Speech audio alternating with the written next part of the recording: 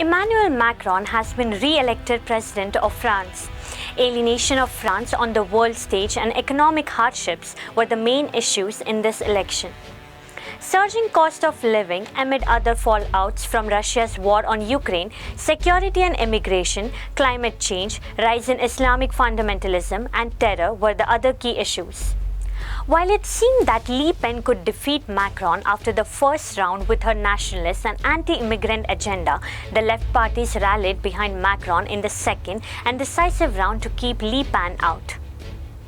Now, during his rule, Macron overhauled the labor code, eliminated wealth tax and reformed the National Railway Company.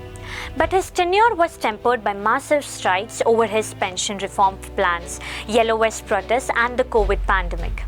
Several factors worked in favor of Macron.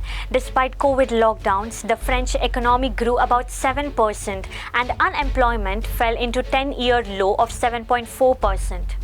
With Macron continuing as president, France will continue to oppose Russian war in Ukraine and as a key NATO member is expected to toe the line of the US on the most geopolitical issues. For India, the India-France relationship grew to greater heights under Macron as the challenge of terrorism and emerging threats in maritime, cyber and space domains made each other's problem mutual. There is also a growing and wide-ranging cooperation in other areas such as trade and investment, culture, science and technology and education. France under Macron supported India by endorsing the fighter aircraft deal in quick time and supplied its latest Rafale aircrafts to India when it needed them the most.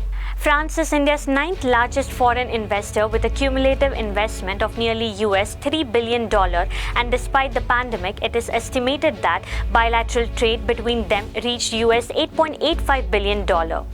A few experts opine that France under Macron has become India's new best friend, replacing Russia as India's closest international partner.